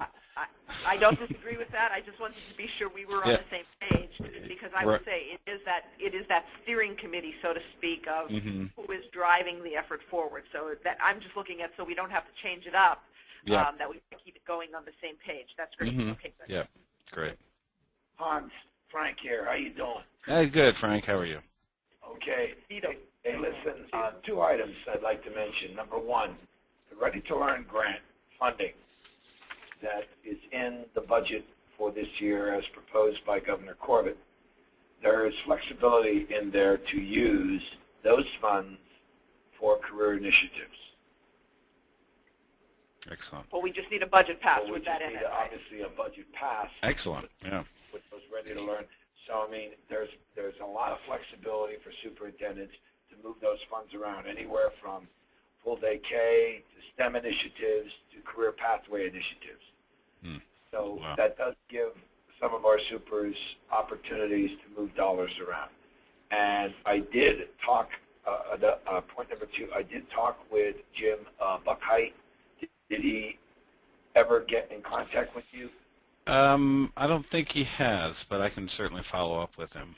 Yes, if you could reach out to him, because I did mention that you and I spoke, and that you would like to address the passive board again regarding the updates on the PIN initiative, and we do have a meeting coming up in April, but you better check with him because that agenda is already pretty chock full. Okay. But give him a buzz, please. Okay. Very good. Thank you. Yep. Thank you. And anyone else? I don't see any other hands up at the moment. Let's just see if anyone else has a comment or question. Okay. So Kathy, go ahead and turn over control on me, and I'll just run the slides from here if you would.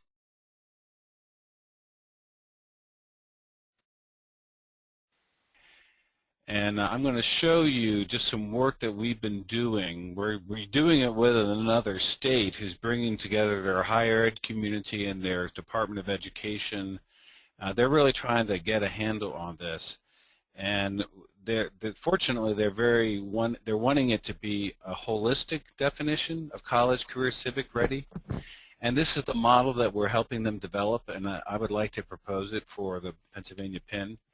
That a student who is really college career civic ready has, they have post-secondary academic knowledge and skills, and the terminology we still need to tweak, but it's readiness to do post-secondary level work. They have academic knowledge and skills that can be applied in the workplace. Are you seeing my screen, by the way? I am. I'm hoping Okay. everyone else is. If not, If you are, everyone else should be. Yep. They'll have workplace success skills, and I'll describe each of these in a moment. College success skills. They'll have career navigation skills. They'll have, in the green, civic awareness and personal responsibility. Career-specific skills may come at different levels. If it's a very career-intensive high school-based program, then they will have career-specific skills at the high school level. Some of that they may not be ready to do a certain career until they finish a post-secondary education training program. And then there is a specific aspect of company-specific skills that go into it. The reason why we tried to break this apart is because when people use this very general term, college and career ready, typically they are only looking at that top orange box about the academic knowledge and skills for post-secondary learning. And they're really not honestly looking at workplace skills, workplace success skills, or even the so-called soft skills that you need to be a successful college student. And certainly almost never are they talking about career navigation skills. So what we've done, the next thing I'm just going to show you is what an official definition would look like. And I've written this as a commitment because I think a commitment is better than just a definition. And so this could be a commitment that all of the PIN sites that you develop and get your staff and your community members to commit to. We commit to making every effort so that every high school graduate will be college, career, and life ready. Life and civic we're kind of using back and forth. It's really more of a local terminology, whatever you think it would work for you. While they continue to mature and develop throughout their adult lives, high school graduates will be prepared to apply academic knowledge and skills, literacy, numeracy, science, civics, and learning technology, to succeed in a credit-bearing course at a post-secondary institution. To apply academic knowledge and skills, the same set, to succeed in entry-level work in a skilled career path. So we're not talking about kind of fast food jobs, entry-level work ethic type jobs, but actually a career path. To apply skills such as the ability to think critically and solve problems, communicate effectively, work collaboratively, and be self-directed in both the post-secondary and workplace environments. And that's really the college and the post-secondary success skills. To select a prospective career path, to apply for, enroll in, secure financing for post-secondary education and training, and upon entering the workforce, find and secure an employment, and plan and prepare for additional career changes. To understand the value of and to be able to participate constructively in civic, community, and family life responsibilities. So that's kind of the adults talking. You know, this is what we're committing to for our youth. And then we turned it around here and made it as from a student voice. Excuse me, Hans? Yeah. I'm sorry. We have one site that is unable to see your screen. So could I just have a show of hands? Is everyone else, raise your hand if you are seeing the screen. Okay. I can pause it and then restart now I think they've got, well, Nicole has it. Looks like she's off. Okay, are you okay now, Nancy? Not yet. No. Not yet. We lost everything for some reason. Oh, okay. We're not sure why. So just keep going. Okay. Okay. Just wanted to make sure it wasn't everyone. Yeah. Thank and you. I'm violating. I'm reading them out loud because this is fairly detailed stuff, even though I know you're not supposed to do that usually. So the second way to do this, we turned it into a student voice, which is kind of from the student's perspective. And it's a little more plain spoken. So when I complete my high school education, I will be ready to start college, to prepare for a career, and for other life responsibilities. I will continue to mature and grow throughout my life, but by the time I finish high school, I will be at least ready to apply my skills and knowledge in reading, etc., math, civics, and technology to succeed in college-level courses. Parentheses, which may include training programs and two-year degree programs. Apply my skills and knowledge to be successful in the world of work. be a good thinker and problem solver, communicate clearly and work well with others, and be a self-starter so I can succeed in both college and in the workplace. Decide on what kind of career I want to pursue, figure out what kind of education or training I will need, and understand how to apply for and pay for college or training. When I enter the workforce, I will know how to get a job in my chosen career field. I will also know how to make decisions about future steps and changes along my career path. I'm committed to being a good citizen, to getting involved and making a difference, and to helping have a successful, happy family life. So that's essentially, I mean, the individual definitions are all based on a lot of other activities and research. So I don't know if we need to go through. I'm just going to scroll through them briefly. I guess some people can't see them. But again, it's just kind of giving a little more clarity to what does post-secondary academic readiness mean, what is, what does workplace applied academic knowledge look like. And from everything we've seen, and that's where I think the original kind of bundling it all together, college and career readiness, happened, is that the academic skill set for most careers and for college work are pretty similar. You know, depending on what particular college path or career path you're going on, then you may need a higher level of mathematics, or you might need a higher level of writing skills or reading and comprehension, or perhaps more in-depth science knowledge. But on a base level, there's a lot of crossover between workplace academics and college readiness academics. And then there's also incredible crossover between college success skills and workplace success skills. And you need planning, organization, time management. Whether you're in college or in the workplace, you need to be able to negotiate with faculty and peers. In the workplace, you need to negotiate with your supervisor, with your colleagues, and you need to have good customer service. You need to be able to have persistence or grit, and that's kind of what they call it in education. In the workplace, they call it work ethic. So again, very similar set. And then you need to be able to identify problems and frame the problems and solve the problems, whether you're college or the workplace. And then you need good communication skills. The only other set kind of within college specifically is that you need to know how to search for colleges, how to match up colleges to career interests, the so-called know how to go movement about knowing how to apply, how to look for college financing. So that, particularly for first generation college students, that's a really critical piece of knowledge and skills. And I think that there's a lot of really good models of how that works. So those are kind of college success and workplace success skills. And we're trying to make them very parallel so it's obvious that they're very similar. Probably the one thing in workplace success that might be a little distinct from college success is also understanding the enterprise and understanding business literacy, and meaning just knowing how businesses work and the free market and the profit, how profit works into sustaining a business. So there may be some specific things to the enterprise system that are important for workplace success that aren't necessarily necessary for college success. And then there's the career-specific skills, as we said earlier, that are related to a particular career path.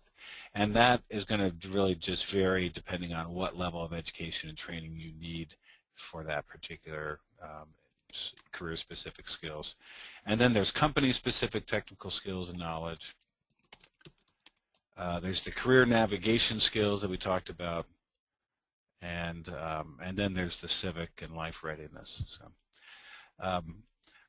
So let me just ask, how many of you have something like that first definition of what you would think is a well fleshed out definition of college and career readiness? If you can just kind of raise your hands if you have something like that that you're already working from.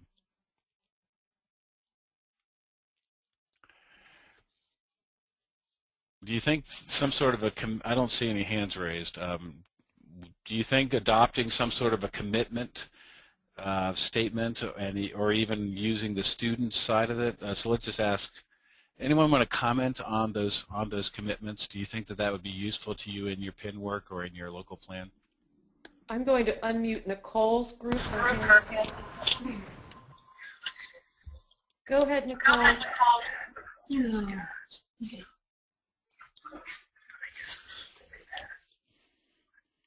Nicole, your team is unmuted. They were having some problems before. I'm going to, let me mute. Concentrating. I'm trying. Nicole, we can hear you. Do that to me. I'm struggling a little bit. Okay, I think they didn't enter their audio pin. Jen, do you want to send a message to Nicole, please? I'm going to mute her and put Leon. I think Leon's group had their hand up as well. Leon or John, did you have something to add? No, just that we're talking about, we like the idea of some of these slides. Great. Thank you. We'll have to come back to Nicole. Nicole, you're unmuted again. Can you hear us? Or can you talk and we'll see if we can hear you?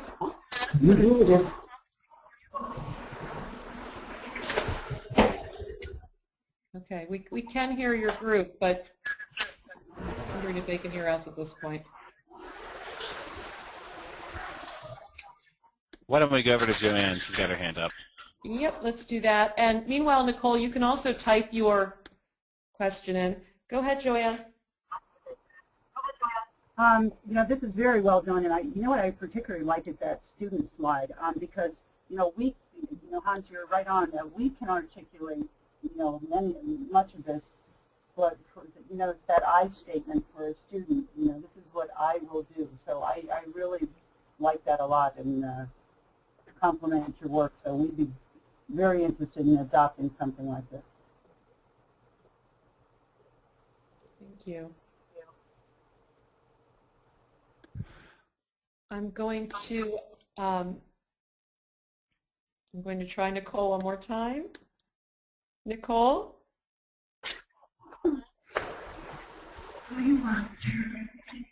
Okay.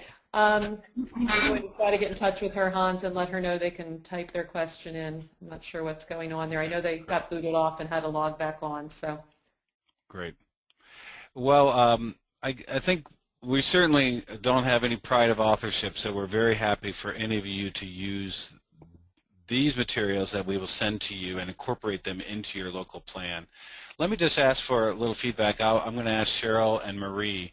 On this, there's kind of the adult version. Do you think that some sort of commitment statement like this would be something that you could get your education and your business partners to kind of sign on to as some sort of a commitment? I definitely think we need something like this. And in my mind, I'm already developing one for my students I have in the school right now. I just love the commitment. I love the kind of a contract.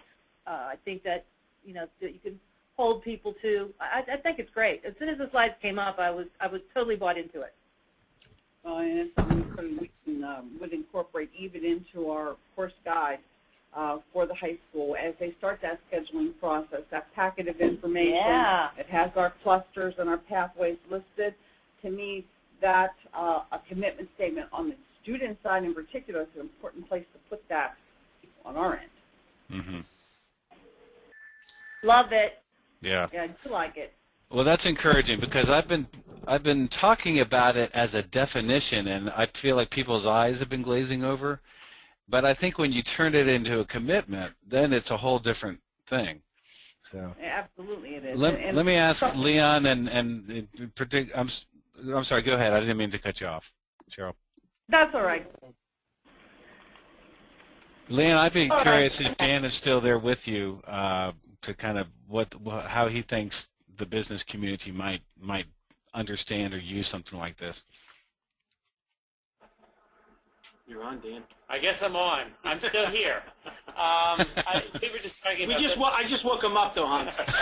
We're just talking offline. I think that we could do some kind of a commitment statement. I think that for the business community, we're going to have to figure out a way that it is stated so that, college is an option, but we're not trying to put every kid that direct way, and it's also making that choice where you're not going to a four-year college doesn't mean you're a failure. So, and I think we all agree with that, but, when I read even like the first line of this, college career life readiness, I just think we have to be very careful with some of the language in that, prepare for a career may not be the case. It may be just begin my career, or my career pathway or something like that. Yeah. So I know that sounds like I'm being picky, but there are students who will come out of, like a technical high school like this one, and they're in their career. They're no longer preparing. They're now on the job, and they're getting on-the-job training. So, yeah. And I think that's kind of how the business community looks at it. They're looking for students who they may not know everything they need to know. And I think employers are willing to train skills. What they're not willing to train are the soft skills and the life skills. And, we were just having a conversation. They expect them to somewhat perform as adults on day one. Mm-hmm. And, if that makes sense what I'm saying, but we have to be it does. Careful. Yeah. The business community, the challenge with the business community is, they're a very tangible group. What does it mean? What's in it for me? And how does it impact my bottom line? And I'm not saying that in a negative way, but they need to see direct dotted lines from what a statement like this means to them. Mm-hmm. Right.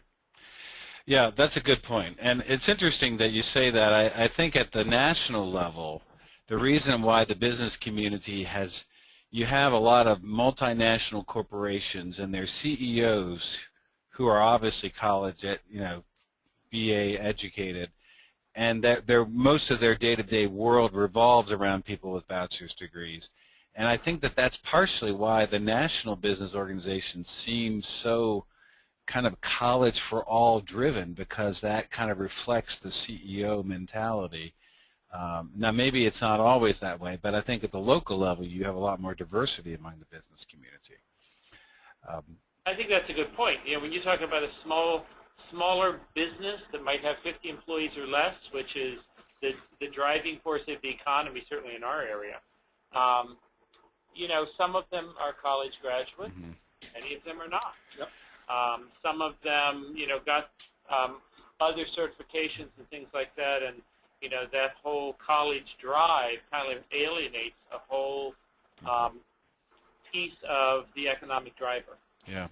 So I think one way we could tweak this, and we've talked about this, the wording is important, but is that the student is ready to do whatever level of post-secondary education and training that is needed for their career objective.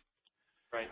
And so if it's a bachelor or BA or two-year degree or whatever. So I think we can tweak it so that it doesn't presume that all students are going to have to do post-secondary education training if they've already gotten a really good technical skill training.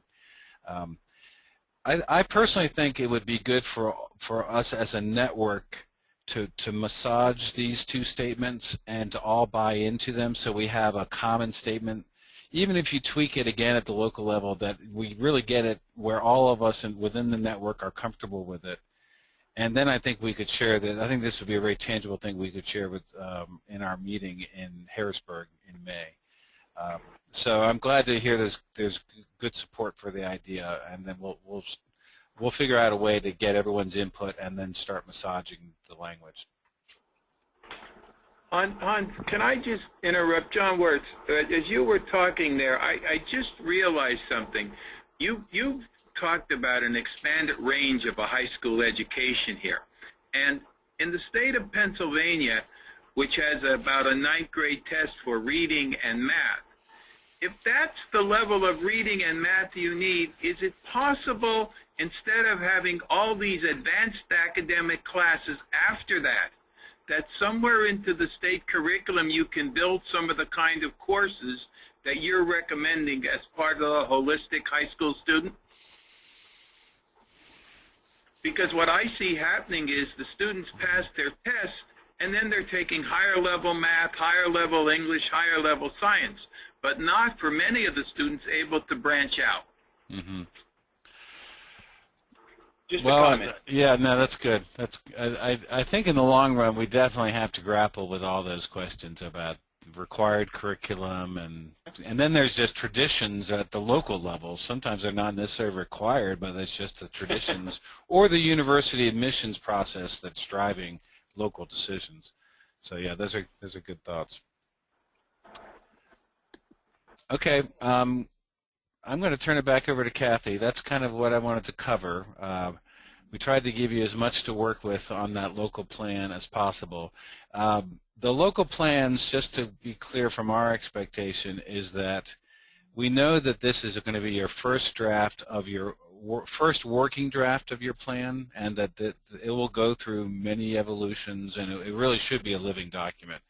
So just take a but for the Department of Education, for us to fulfill our responsibilities to them, and frankly to make the case that this is a project worth continuing, we want each of you to have as solid of a working plan as you can by May. So. Okay, are you seeing my screen now, Hans? I'm not sure I am. Let's see. They get buried. Yep, Jennifer, I sure how am. about you? Yep, I Okay. sure am. Thanks. Thank you, everyone. That was a great discussion. We're going to move on to just really very briefly share with you a few other resources that are available for you.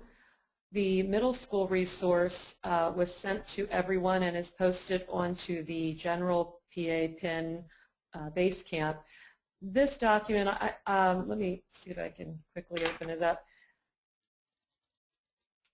This document is a resource of some schools around, you know what, I'm not going to open it up. Well, let me see. I have so many documents open right now. Oh, that's Joanne's. I was going to talk about that. I'm not going to open it up at this point given our time. So this document is just a review of some of the resources that are out there as you either build your middle school career awareness program or tweak it or revisit it. So we found a few states that have some statewide resources that are on their Department of Education sites. And we also shared with you some free and some subscription resources that have had good reviews. But most importantly, we just wanted to get this document into your hands in case you do have a middle school group working on this. And if you could also, as we now I'm sounding like a broken record, but if you could also share what some of the things you mentioned early on, I think it was Cheryl and Marie had something going on with the middle school non-traditional field trip. Those are the kind of resources that we can eventually build a folder on. But this could be something that you could put into the hands of a team that's working in this direction. Any thoughts on this resource? Questions or comments? We're going to give you some time to look at this, but maybe at this point we'll go through a couple of resources like this and then end a few minutes early, and you can look at these documents offline. Does that sound good, Hans? Oops, he's muted. Okay. Moving on, one other document that is available for you, and this actually is an appendix to the community plan. This is the research report. Instead of putting 4 full-blown case studies, which would get quite lengthy, I took some excerpts from 4 of the case studies that NC3T has already prepared. And this document would be a great tool to give to some stakeholders, and they can read about these 4 case studies, and then if they want the full reports, please contact us and we'll make sure you get those. So this is to support in your plan that the research is there for a pathways model.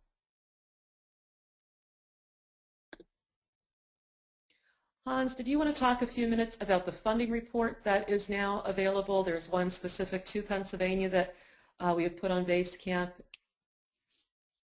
Kathy, this is Jennifer. I think Hans might have... Oh, go ahead. I actually just got back, so yeah, I stepped away for a moment.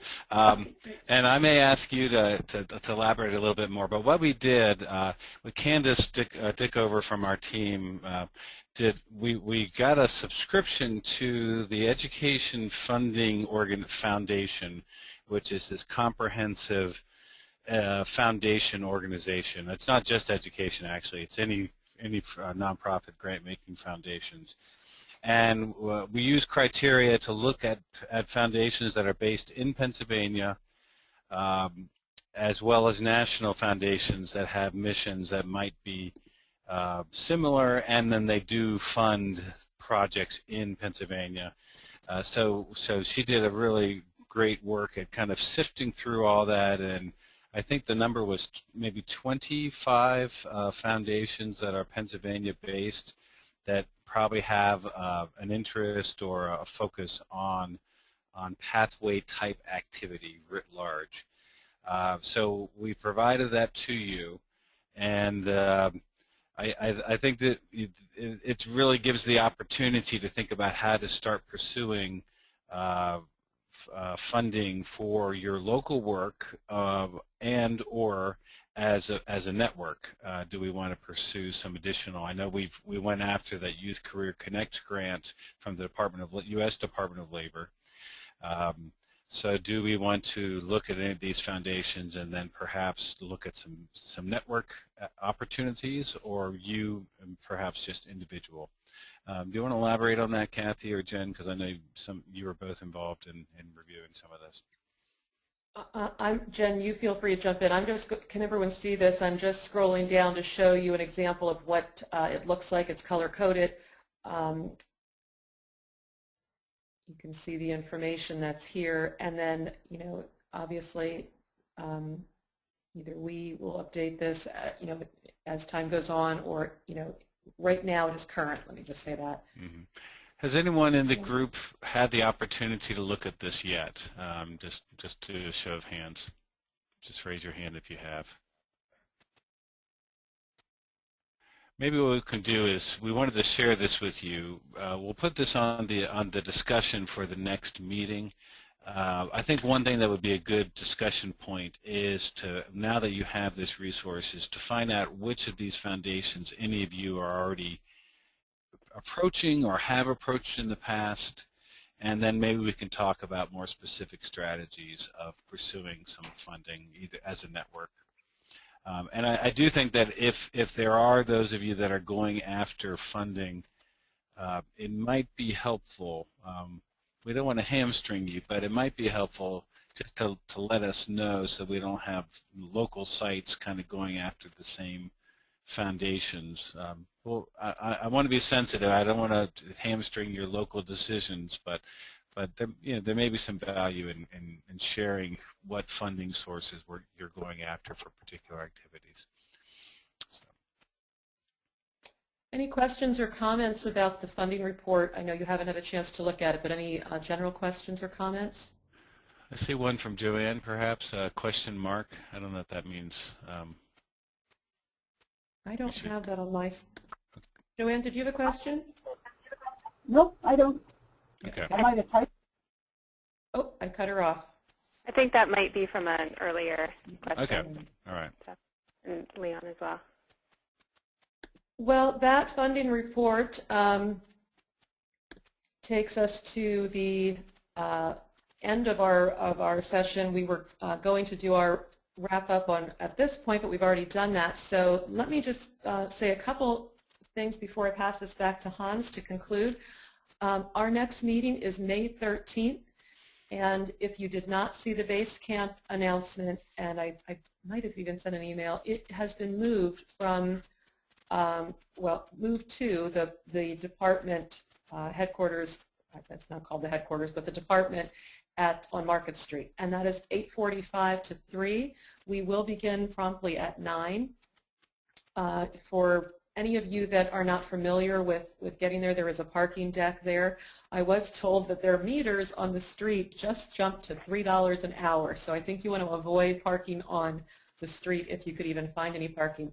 But the most exciting part is from 11 o'clock until 12 o'clock that day, the Secretary of Education, Ms. Dumaresque, will be joining us, and she will be hearing from you. So We want to be on our A game, so I hope everyone can prepare a 5 or 6 minute success story or overview. Hans will begin with an overview of the project. And you'll be getting more information about that. So that's it for me, Hans. Do you want to? Yeah, so let me just ask for any input. For that particular meeting, I think the space will allow about 5 people per team to participate. I think it would be great to have our key people, but it would also be helpful to have superintendents and maybe a business partner in that meeting, particularly since we're going to be talking to the secretary, and really trying to start to build the idea of this as a movement and maybe even some designated funding from the state budget for pathways development. So just give us some thoughts, but I'll just open up to the floor. Are there any particular things you think we should emphasize during that meeting with the secretary that you think would be helpful in making the case? Anyone want to offer some ideas on that? Just raise your hand and we'll open up your mic. You know, Hans, as we're waiting for hands to go up, one thing that really was effective was hearing students. When we heard those Souderton students speak, we heard from 3 students. If anyone would like to, if anyone has an experience like that, a student who's already impacted by your pathways, we could maybe share a quick video clip of some testimonials. Okay, Joanne, go ahead.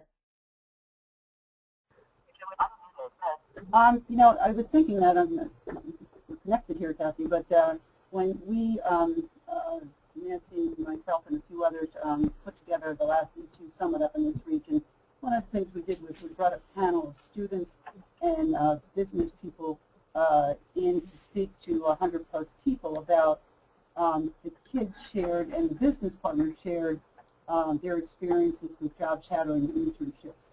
And I will tell you, it was pretty powerful and also apparent. You know, and it really ranged from a student who had, you know, job shadowed multiple times and decided to pursue a career, but also that, you know, students who had interned and ended up working for someone. So I love that idea because that was very, very powerful to the non-education people in particular in the room, but obviously also the educators. So I think that's a great idea. Thanks, Joanne.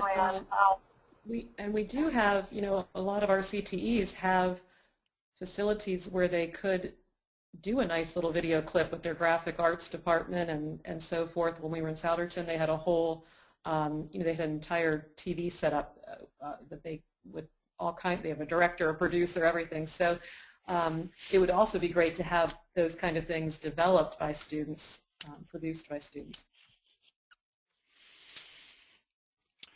I think it might also be another really appealing thing there, and I'm thinking about just being with those Westmoreland teachers and counselors. I mean, they have bought in, and even a statement from a teacher or a counselor or that's part of the planning to say this is what we're doing and this is why we're doing it. So maybe that should be a couple select kind of.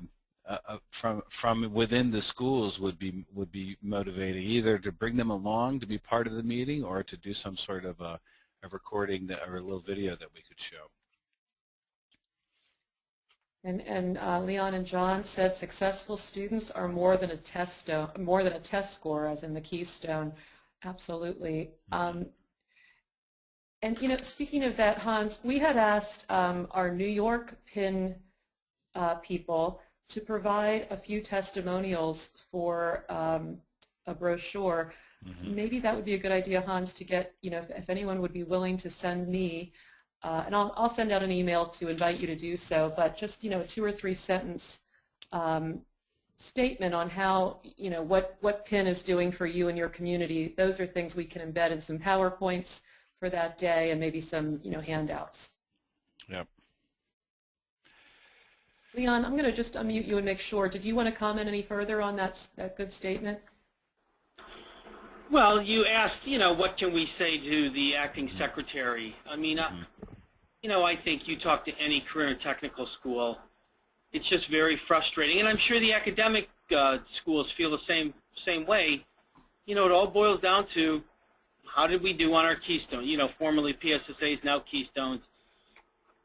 And kids can be successful without having great test scores. And it's frustrating because, I don't know how to get people to believe that. I think they'll agree with it, but I don't see any changes occurring in terms of accountability. Yeah. So they've asked us to... I do see one thing that might help.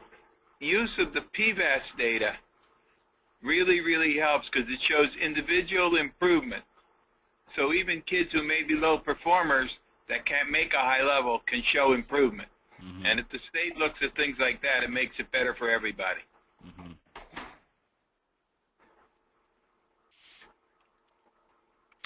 Well, I think one way to I think one way to kind of get at your point, Leon, particularly is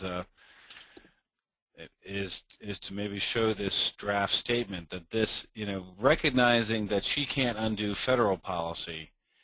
I'm sure she agrees with what you said, that a real student, a successful student, is more than this test score. And so I guess a question that we could frame is are there any policy changes that could create a more holistic approach? And in short of state policy changes, that this is what the Pin sites are committing themselves to. They're committing themselves to academic excellence and readiness, but they're also committing themselves to the whole student. And certainly the report card, the performance profile is certainly, look, her answer is going to be, well, we now look at the school performance profile, which takes into account many more factors, and it does, and I'm grateful for that. But it's still portrayed as, whether they're doing well academically or not in the newspapers. So. Yeah. Okay. Anyone else? Comment, question? Thank you, Leon and John. I'm going to mute them. Anyone else?